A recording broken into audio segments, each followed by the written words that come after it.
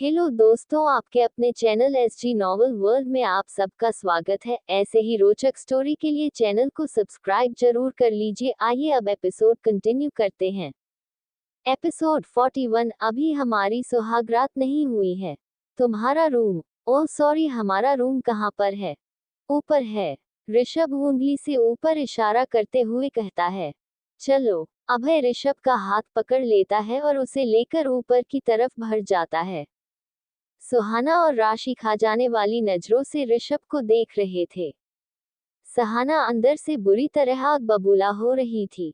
उसका मन तो कर रहा था ऋषभ का कत्ल कर दे। अभय और ऋषभ के जाने के बाद राशि माथा पकड़ सोफा पर बैठ जाती है। क्या आफत है ये अभय यहाँ कैसे टपक गया? अच्छा खासा उस ऋषभ को पकड़ा था, पर इसने आकर सब बर्बाद कर दिया, बेड़ागर्क कर दिया इसने। अब पता नहीं कितने दिन सर पर नाचेगा।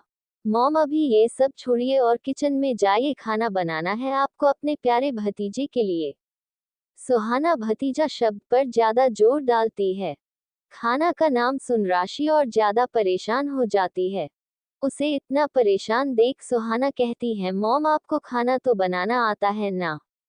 राशि उसे गुस्से से घूरती है। मैं खाना बनाती नहीं, इसका मतलब यह नहीं है कि मुझे खाना बनाना नहीं आता।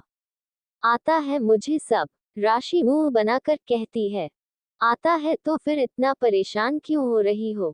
सुहाना भौएं ऊपर चढ़ाते हुए कहती है। अरे मुझे खाना तो बनाना आता है, पर मुझे यह नहीं पता कि उस ऋषभ को खाने में क्या पसंद है। मैंने आज तक उस पर ध्यान ही नहीं दिया और उसने भी कभी कुछ कहा नहीं। जो दिया उसने चुपचाप खा लिया। मुझे तो ये समझ नहीं आ रहा, मैंने जब आज तक उसे कुछ बनाकर नहीं दिया तो फिर उसने अभय से ये कैसे कह दिया कि उसे मेरे हाथ का खाना बहुत याद आ रहा है। मॉम, मैं तो पहले ही कह रही थी ये लड़का बहुत चालाक है, उसने ये जानबूझकर अभय से ये सब कहा ताकि कि वो आपको परेशान कर सके। सुहाना की बात सुन राशि गुस्से में भर जाती है। एक बारी ऋषभ पकड़ में आ जाए फिर इसे बताती हूँ, मैं भी देखती हूँ कब तक ये अभय उसे बचाएगा। ये बदला बाद में ले लेना, पहले जाकर खाना बना लो। वो अभय बहुत तेज खोपड़ी का आदमी है, कुछ भी गड़बड़ हुई तो पीछे पड़ जाएगा। हाँ हाँ, बना रही हूँ, इतने सालों से किचन में कदम नहीं रखा और आज इस लड़के की वजह से मुझे खाना बनाना पड़ रहा है। ऋषभ को मन में 100 गालियां देते हुए राशि खाना बनाने के लिए किचन में चली जाती है। सुहाना भी अपने कमरे में चली जाती है। वही अभय और ऋषभ ऋषभ के रूम में आ जाते हैं। अंदर आते ही अभय तेजी से कमरा बंद कर देता है, फिर अपना बैक साइड में रख ऋषभ को पीछे से हक कर लेता है। अभय की इस हरकत से ऋषभ चौंक जाता है। ये क्या कर रहे हैं आप? ऋषभ धीरे से बोलता है। कुछ नहीं, बस अपनी बीवी को अपने होने का एहसास दिला रहा हूँ, ये बोल अभय हल्के से ऋषभ के कंधे को चुम लेता है। ऋषभ कसकर अपनी आंखें मीच लेता है। तुम्हें क्या लगता है बीवी में तुम्हें इतना आसानी से अपने से दूर जाने दूंगा? कभी नहीं। तुम अब मेरे हो चुके हो और एक बार जो मेरा हो जाए मैं उसे जिंदगी भर उसे अपना बना कर रखता हूँ।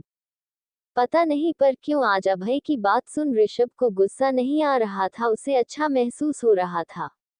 एक दिन हुआ था अभय और ऋषभ को साथ रहते हुए, इतने में ऋषभ के बाद तो समझ गया था कि एक अभय ही है इस पूरी दुनिया में जो उसके बारे में सोचता है। ऋषभ को याद आता है कैसे अभय ने मुंह दिखाई की रस्म के वक्त उसका साथ दिया, सबके सामने उसका स्टैंड लिया। आज से पहले कभी किसी ने उसके लिए ऐसा नहीं किया था। अभय ऋषभ को छोड़ता है और उसकी कमर पर हाथ रख उसे अपनी ओर पलटता है।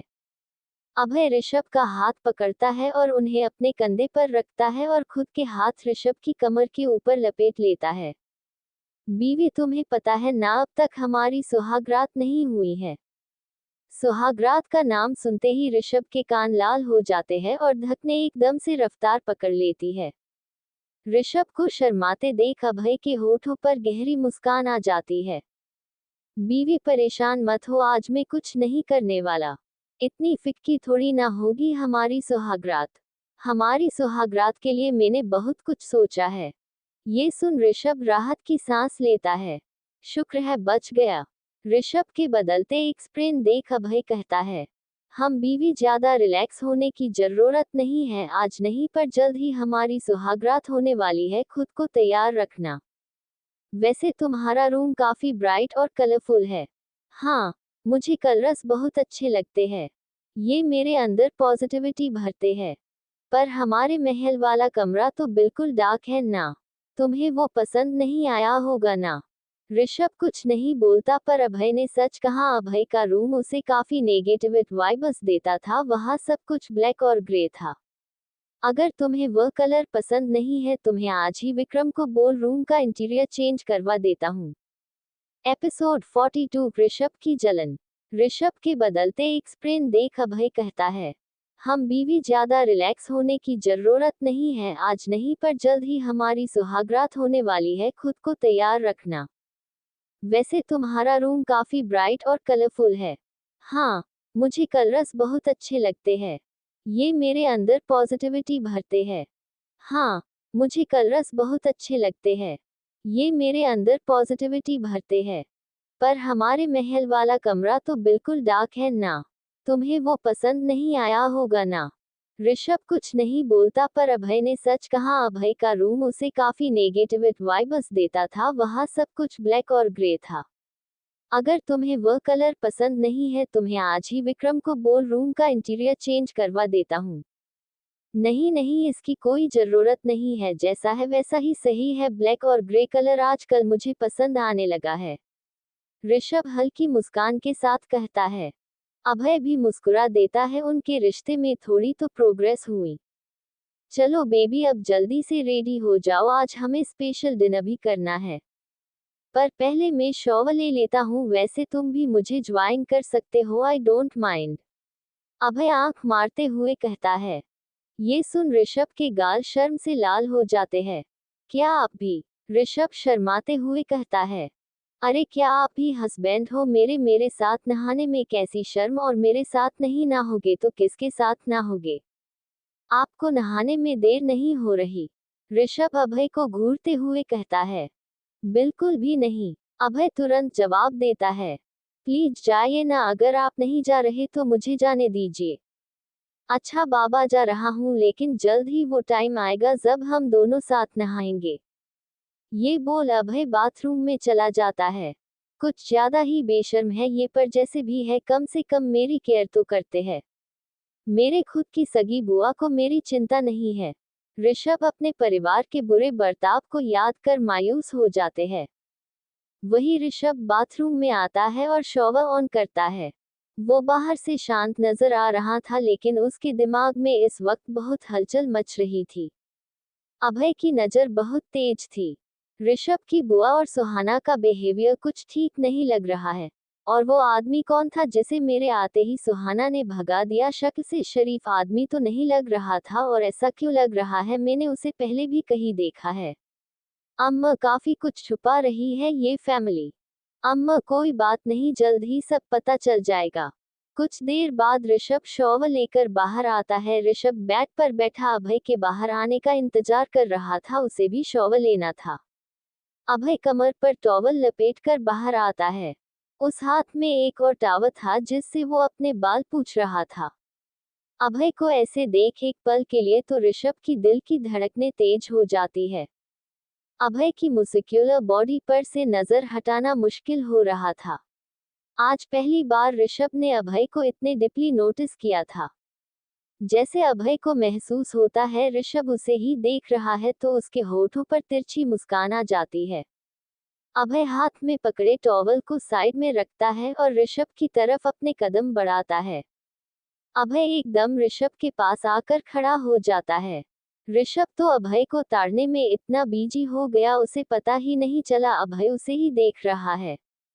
अभय ऋषभ के ऊपर झुकता है और गहरी आवाज में कहता है, हॉट है ना? याह वेरी हॉट। ऋषभ खोए हुए लहजे में जवाब देता है, पर अगले ही पल एकदम से वो वापस अपने सेंसेस में लौटता है। अपनी कही बात पर वो शर्मिंदा महसूस करता है। सॉरी, मेरा वो मतलब नहीं था, गलती से मुंह निकल गया। ऋषभ की बात सुन अभय को हंसी आ जाती है। बीवी, तुम इस दुनिया के पहले ऐसे इंसान हो जो अपने हस्बैंड को हॉट बोलने पर सॉरी बोल रहे हो। ये सुन ऋषभ सकपका जाता है। क्यों घबरा रहे हो, तुम्हारा ही पति हूँ, तुम पूरे हक से मुझे ताड़ सकते हो। अब तुम मुझे नहीं ताड़ोगे तो क्या मेरी सेक्रेटरी करीना मुझे तोड़ेगी। सेक्रेटरी और करीना शब्द सुन एकदम से ऋषभ की भौहें तन जाती है। आपकी सेक्रेटरी एक लड़की है। हाँ, और काफी यंग और खूबसूरत भी है। अभय जानबूझकर ये बोलता है। और तुम्हें पता है वह मुझे पसंद भी करती है, उसने कुछ दिन पहले ही मुझे प्रपोज भी किया था। एक बार ऋषभ की भौहें तन जाती है। कैसे इंसान है आप सब, आपको पता है वो आपको पसंद करती है, फिर भी आपने उसे अपनी सेक्रेटरी बना रखा है। आप उसे तुरंत अपने सेक्रेटरी की पोजीशन से हटा दीजिए और किसी और डिपार्टमेंट भी भेज दीजिए। ये सुन अभय चौंक जाता है। वैसे मैं उसे तुम्हारे कहने पर उसे रिप्लेस क्यों करूं? अभय ऋषभ की आंखों में देखते हुए कहता है। देखिए, मैं आपका पति हूं और मेरा आप पर पूरा हक है। वह लड़की आपको पसंद करती है, फिर भी आप उसे अपने सेक्रेटरी बनाकर रख रहे हैं, क्यों? आपको दोनों हाथों में लड्डू चाहिए, घर पर मैं और ऑफिस में वो, कान खोल कर सुन लीजिए, मेरे साथ ये सब नहीं चलेगा, चुपचाप उसे रिप्लेस कर दीजिए वरना मुझसे बुरा कोई नहीं होगा। और हाँ, अपनी उस सेक्रेटरी करीना को बता दीजिए कि आपकी शादी हो चुकी है तो वो आपसे दूर रहे।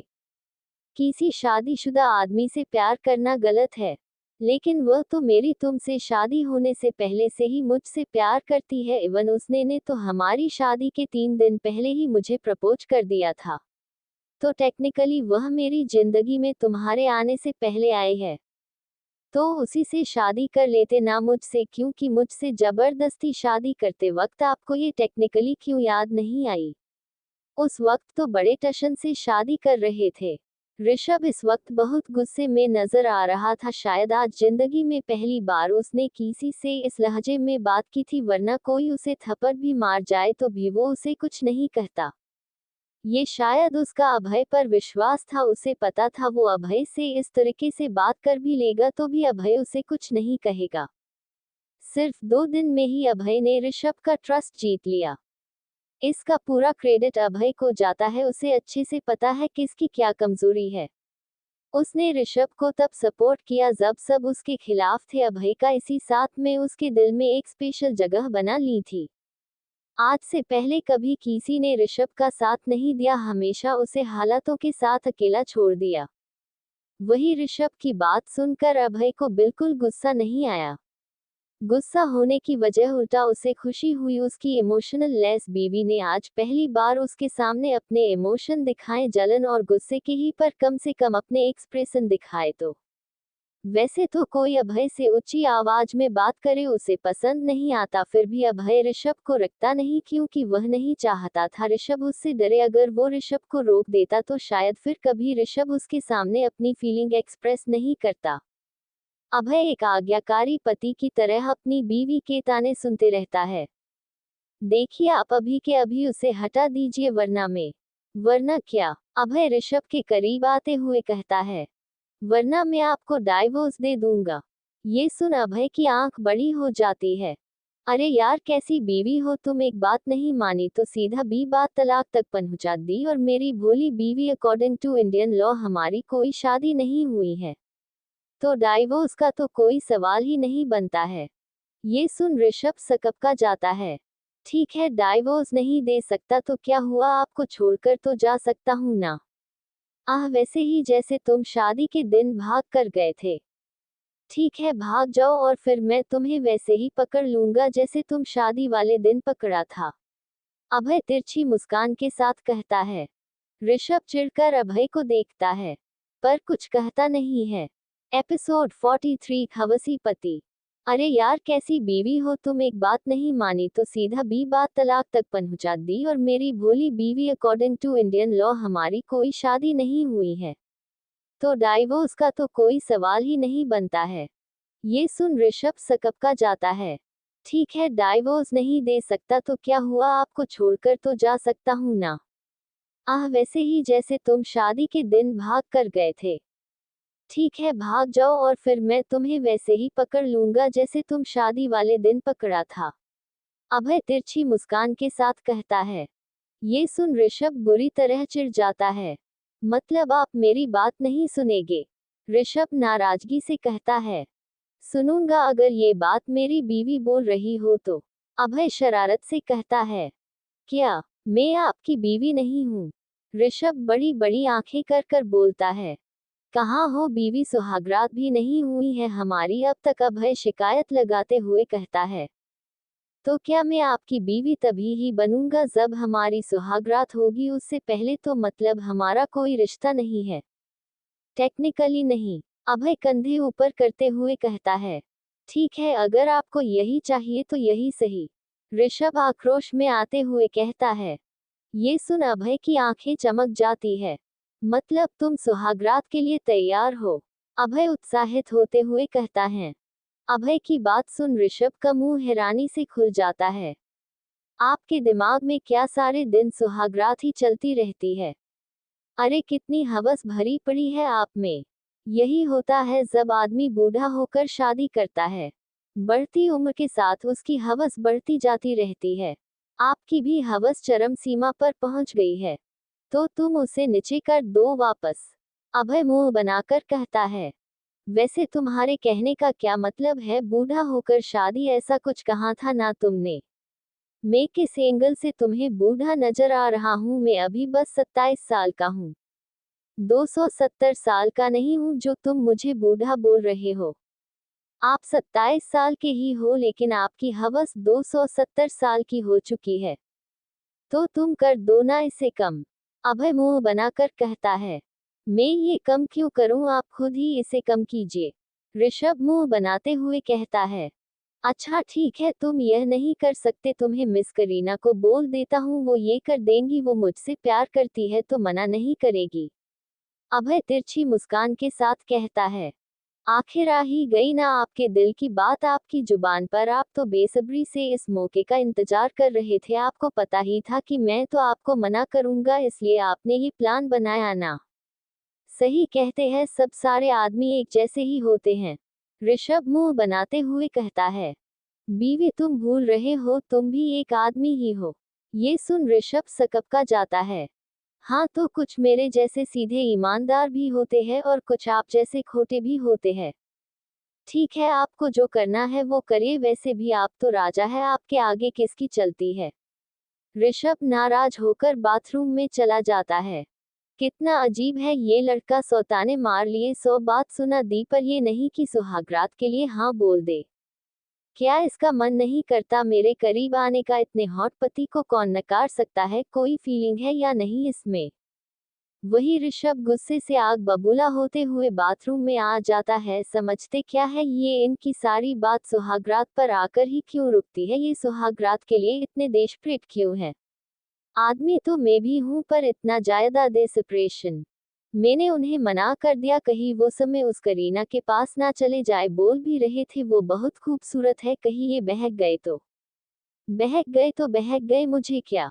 नहीं नहीं, क्या बोल रहा हूँ, पति है वो मेरे, माना शादी जबरदस्ती और बहुत अजीब तरीके से हुई है, पर फिर भी वो मेरे पति है, मेरे होते हुए वो किसी और के साथ नहीं। नहीं, मैं ऐसा नहीं होने दे सकता।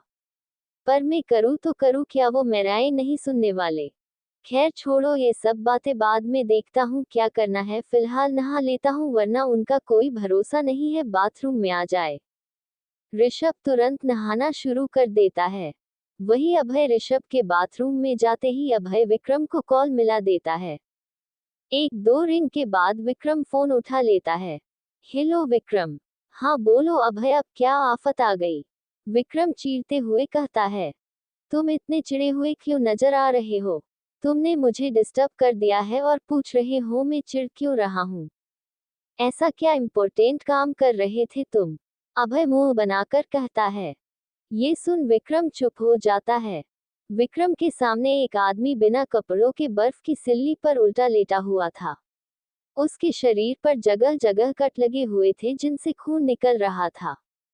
विक्रम के बगल में एक टेबल पर रखी थी, उस पर एक कटोरी रखी थी जिसके अंदर मिर्च और नमक का पेस्ट रखा हुआ था और वही पेस्ट विक्रम उस आदमी के कट्स पर लगा रहा था। वो आदमी दर्द से करहा रहा था पर उसके मुंह से आवाज नहीं निकल रही थी क्योंकि विक्रम ने उसके मुंह में अपनी 1 हफ्ते पुरानी जुराब उसके मुंह में डाल रखी थी जिससे उसकी चीज है उसके मुंह में दबकर रह गई थी।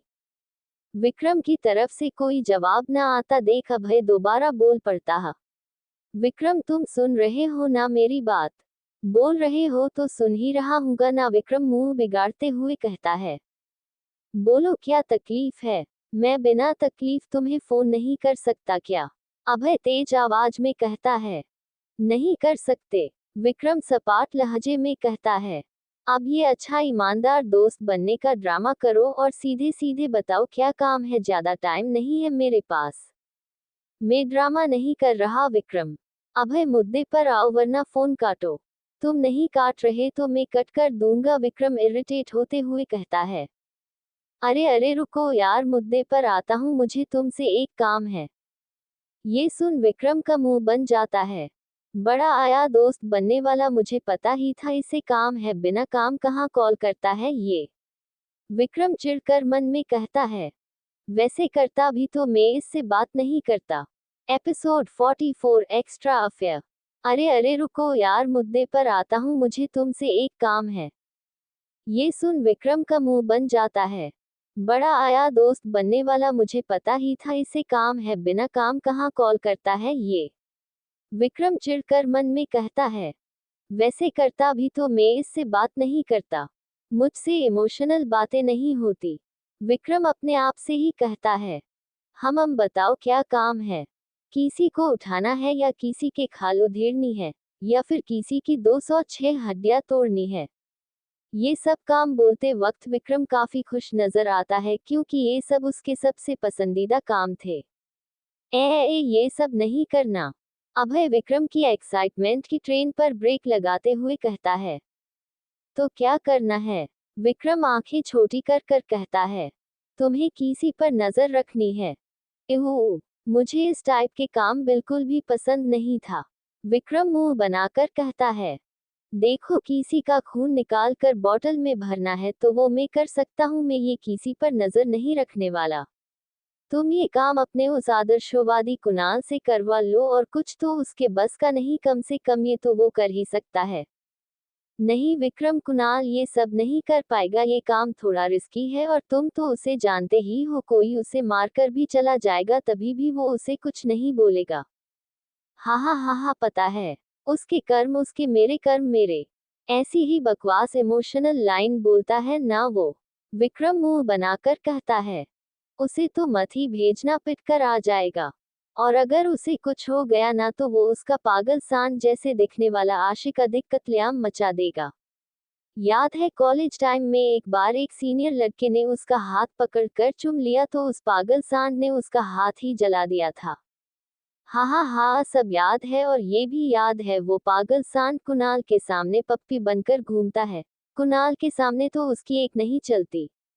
अभय हंसते हुए कहता है।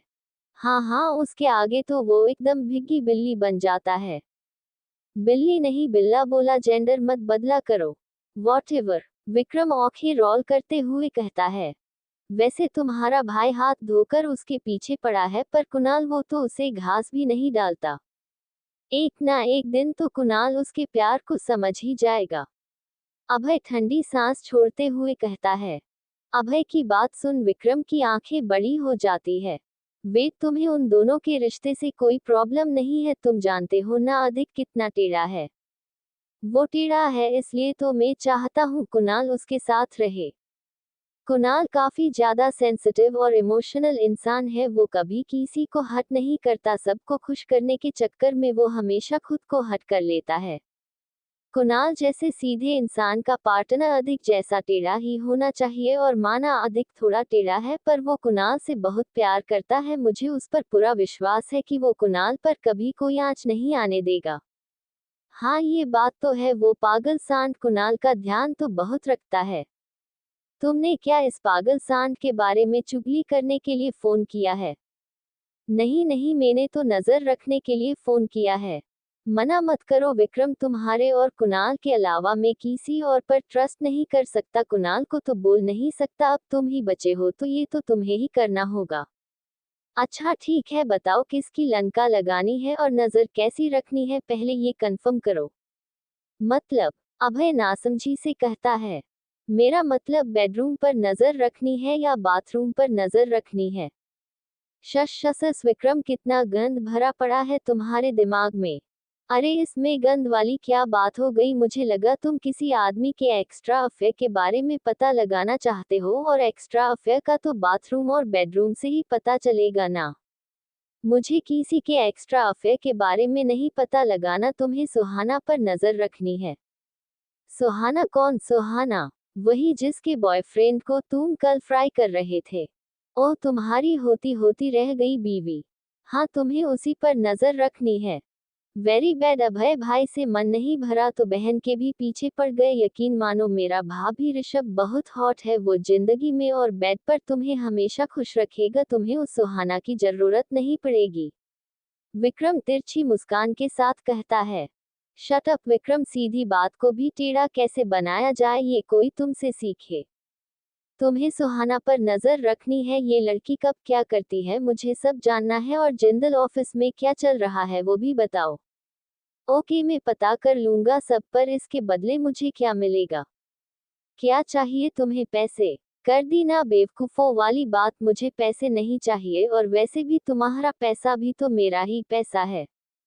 तो तुम्हें क्या चाहिए? मैं इस अकेलेपन से थक गया हूँ, विक्रम मायूस होते हुए कहता है। तो तुम चाहते हो मैं तुम्हारे लिए बॉयफ्रेंड ढूंढूं? अरे नहीं नहीं, मुझे ये बला नहीं चाहिए। तो फिर तुम किस अकेलेपन की बात कर रहे हो? अभय हैरान होते हुए कहता है। एक्चुअली वो मेरे टॉर्चर रूम में अब कोई नहीं बचा, एक बचा था, उसने अभी 1 मिनट पहले ही दम तोड़ दिया है, अब मेरे पास कोई बचा नहीं है, मेरा टॉर्चर रूम सुना पड़ गया है। तो तुम ना मेरे लिए कोई भेज दो जिससे मैं मेरा ये अकेलापन दूर हो सके। विक्रम की बात सुन अभय की आंखें और सर चकरा जाता है। अभय फोन को कान से थोड़ा दूर ले जाता है। क्या ये आदमी दिमाग से सरका हुआ है? सर झटक अभय वापस फोन कान से लगा लेता है। विक्रम, अभी मेरे पास कोई आदमी नहीं है जिससे मुझे बदला लेना है। ठीक है, तो मेरे पास भी तुम्हारा काम करने के लिए समय नहीं है, विक्रम तुरंत जवाब देता है। अरे सुनो, वो मेरा बिजनेस रायवाल खन्ना, उसके भाई ने एक नाबालिग लड़की का रेप कर दिया है, अभी पुलिस हिरासत में है, पर मुझे नहीं लगता वो ज्यादा दिन पुलिस स्टेशन रहेगा। पुलिस को पैसे खिला वो बाहर आ जाएगा, और उस पर पहले भी कई औरतों ने आरोप लगाए हैं, पर वो कमीना हर बार बच जाता है। तुम उसका कुछ कर सकते हो, वैसे भी ऐसे आदमी दुनिया पर बोझ ही है। अभय की बात सुन विक्रम के होठों पर तिरछी मुस्कान खिल जाती है। ठीक है, तुम्हारा काम हो जाएगा। मैंने सोचा था कि अधिक को बुरा बनाओ, पर अब मैंने मेरा मन बदल लिया है, और वैसे भी अधिक ने ऐसा कुछ बुरा नहीं किया है जिससे वो गलत साबित हो। एपिसोड 45। बीवी मसाज के लिए कपड़े तो उतारने पड़ेंगे ना। अरे सुनो, वो मेरा बिजनेस रायवाल खन्ना, उसके भाई ने एक नाबालिग लड़की का रेप कर दिया है, अभी पुलिस हिरासत में है, पर मुझे नहीं लगता वो ज्यादा दिन पुलिस स्टेशन रहेगा। पुलिस को पैसे खिला वो बाहर आ जाएगा, और उस पर पहले भी कई औरतों ने आरोप लगाए हैं, पर वो कमीना हर बार बच जाता है। तुम उसका कुछ कर सकते हो, वैसे भी ऐसे आदमी दुनिया पर बोझ ही है।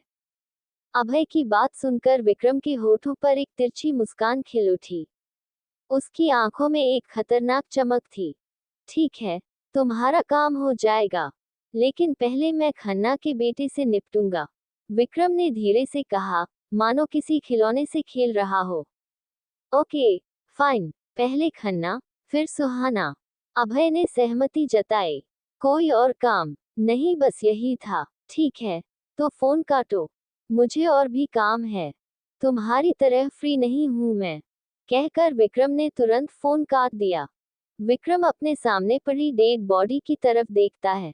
तुम इतने जल्दी मेरा साथ छोड़ दोगे ये मैंने सोचा नहीं था। अभी तो बस मैंने नमक मिर्च लगाया था, तलना तो रह ही गया था। शिट, मेरे डॉग का खाना अधूरा रह गया। बिना फ्राई किया हुआ खाना वो खाता नहीं है ना।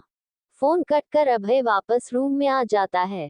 ऋषभ भी नहाकर बाहर आ चुका था। अभय के ना होने का फायदा उठा उसने जल्दी से कपड़े पहन लिए।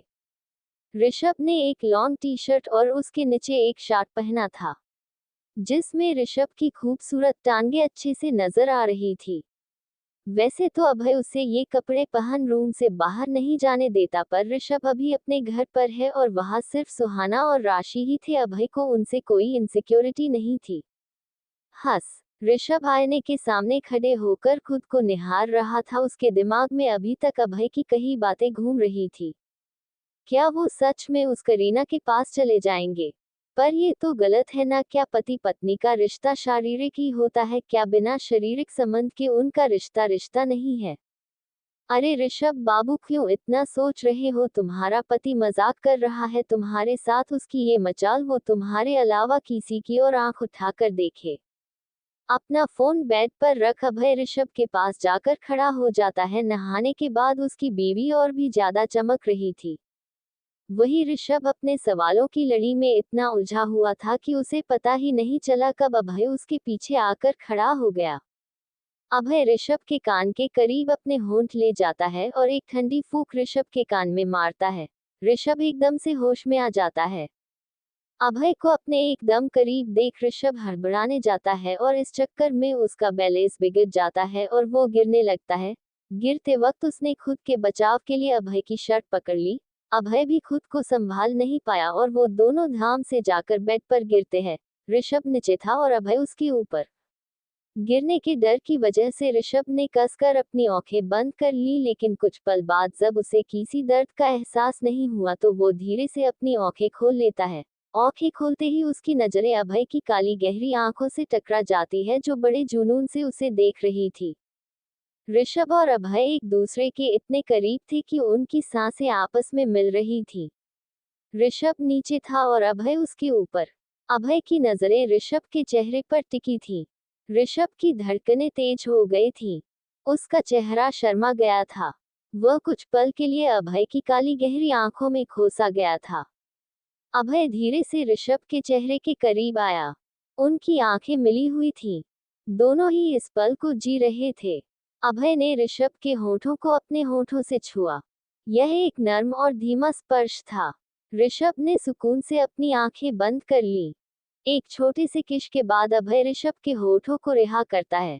ऋषभ धीमे से अपनी आंखें खोलता है और अभय को देखता है। अभय की आंखें मुस्कुरा रही थी। अभय को देख अनजाने ही ऋषभ के होठों पर भी छोटी सी मुस्कान खिल जाती है, पर अगले ही पल एकदम से उसे होश आता है। होश आते ही उसकी आंखें हैरानी से बड़ी हो जाती है। ये क्या कर रहे हैं आप? उठिए। ऋषभ पूरी ताकत लगा अभय को पुश करता है। ऋषभ के पुश करने से अभय जमीन पर गिर जाता है। वो दोनों नबीर के एकदम कोने पर थे, इसलिए ऋषभ के धक्का देते ही अभय नीचे गिर जाता है। नीचे गिरते ही अभय के दर्द से करहाने की आवाज आती है। अभय की करहाने की आवाज सुन एकदम से ऋषभ को एहसास होता है उसने अभय को बेड पर से गिरा दिया है। शिट, ये क्या कर दिया मैंने, उन्हें नीचे गिरा दिया। ऋषभ तेजी से बेड पर से उठता है और अभय के पास जाता है। नीचे अभय अपनी कमर पकड़कर बैठा था। अरे बीवी, एक छोटा सा किश ही तो किया था जिसमें तुमने भी मेरा साथ दिया था। उसकी इतनी बड़ी सजा। आह है, कमर तोड़ दी तुमने। अभय दर्द से करहाते हुए कहता है। अभय को इतने दर्द में देख ऋषभ दुखी हो जाता है। मुझे माफ कर दीजिए, मेरा आपको हर्ट करने का इरादा नहीं था। गलती से हो गया। बीवी, तुम्हारे सॉरी बोलने से कुछ नहीं होने वाला। सॉरी से दर्द तो कम नहीं होने वाला मेरा। तो मैं क्या करूं? ऋषभ मायूस होते हुए कहता है। एक काम कर सकते हो तुम। अभय कुछ सोचते हुए कहता है। हाँ हाँ हाँ हाँ, बोलिए क्या कर सकता हूँ मैं? ऋषभ तुरंत जवाब देते हुए कहता है। अनम्मम, अब ये दर्द मसाज करने से ही जाएगा। तुम्हें मेरी मसाज करनी होगी। ये कहते हुए अभय की आंखों में एक शरारत थी। मसाज? हाँ मसाज। अब मसाज से ही मेरा दर्द कम हो सकता है। ठीक है, मैं आपको मसाज दे देता हूँ। ऋषभ ज्यादा सोचता नहीं हाँ कर देता है, क्योंकि उसे गिल्ट था, उसी की वजह से ये हुआ था। ऋषभ के हाँ बोलते ही अभय के होठों पर टेढ़ी मुस्कान खिल जाती है। बीवी, अपना हाथ दो। जी। ऋषभ चौंकते हुए कहता है। अरे उठने में मेरी मदद करो। हाँ। ऋषभ तुरंत अपना हाथ अभय की तरफ बढ़ा देता है। अभय ऋषभ का हाथ पकड़ ऊपर उठ जाता है। ऋषभ अभय को बेड पर बिठा देता है। मैं आपके लिए आयल लेकर आता हूँ, ये कह वो आयल लेने बाथरूम में चला जाता है। कुछ देर बाद तेल की बोतल ले ऋषभ बाथरूम से बाहर आता है। तभी कुछ देख एकदम से उसके हाथ से तेल की बोतल छूटकर नीचे गिर जाती है। अभय शर्टलेस होकर बेड पर बैठा था। आपने कपड़े क्यों उतार दिए? ऋषभ बड़ी बड़ी आंखों से अभय को देखते हुए कहता है। बीवी, मुझे बिना शर्ट के देख तुम्हारे दिमाग के तोते उड़ जाते हैं क्या? जी। अरे क्या जी बीवी, तुम मेरी मसाज करोगे? अब मसाज क्या शर्ट के ऊपर से करोगे? नहीं, सच सच बताओ ना, मुझे ऐसे देख तुम्हें डर लगता है कहीं तुम अपना कंट्रोल ना खो दो। बीवी, इतना क्यों घबराते हो? तुम्हारा पति हूँ, मेरे सामने कंट्रोल नहीं खोओगे तो किसके सामने खोओगे? तुम्हारा ही हूँ, जो करना चाहते कर सकते हो, मैं हमेशा तुम्हारे लिए अवेलेबल हूँ। ये कह अभय ऋषभ को आंख मार देता है। अभय की बेशर्मी से ऋषभ के गाल लाल टमाटर हो जाते हैं। बीवी, अब मुझे निहारते ही रहोगे या फिर मसाज भी करोगे? हाँ हाँ कर रहा हूँ। ऋषभ आयल की बोतल उठाता है और अभय के पास चला जाता है। अभय बेड पर उल्टा लेट जाता है। ऋषभ उसके पास ही बैठ जाता है। ऋषभ का दिल जोर जोर से धड़क रहा था। ऋषभ ने धीरे से तेल की शीशी उठाई। उसकी गर्दन में एक हल्की सी खटखटाहट हुई। उसकी आंखें अभय के पीठ पर टिकी थी। ऋषभ ने तेल की कुछ बूंदें अपने हथेली पर ली और उन्हें रगड़कर गर्म किया। जैसे ही ऋषभ के ठंडे हाथ अभय की गर्माती हुई पीठ को छूते, अभय का शरीर झटका खा गया। ये स्पर्श किसी ज्वालामुखी के मुंह पर बर्फ का टुकड़ा रखने जैसा था। एक तीव्र जलन ने अभय को अंदर से झकझोर दिया। वह आंखें बंद कर लेता है, दांतों को कसकर जकड़ लेता है। हर सांस के साथ उसकी सांसों की रफ्तार बढ़ती जा रही थी। ऋषभ के हाथ धीरे धीरे अभय की पीठ पर घूम रहे थे। हर स्पर्श एक नई आग की लौ जला रहा था। अभय के शरीर में एक अदृश्य युद्ध छिड़ गया था। दर्द और आनंद दोनों ही एक साथ मौजूद थे। वह चीखना चाहता था, चिल्लाना चाहता था, लेकिन उसके होंठ कसकर बंद थे। वही हाल कुछ ऋषभ का था। उसे भी अपने अंदर कुछ जकड़ता सा महसूस हो रहा था। वो कितना भी छुपाने की कोशिश कर ले, पर सच तो ये था, धीरे धीरे अभय उसके दिल में अपने लिए जगह बना रहा था। अभय के टच से उसे काफी ज्यादा फर्क पड़ रहा था। बाकी का नेक्स्ट एपिसोड नेक्स्ट पार्ट में कवर करेंगे। कहानी को लाइक शेयर कमेंट जरूर करें और प्लीज लाइक भी जरूर करें। Thank you.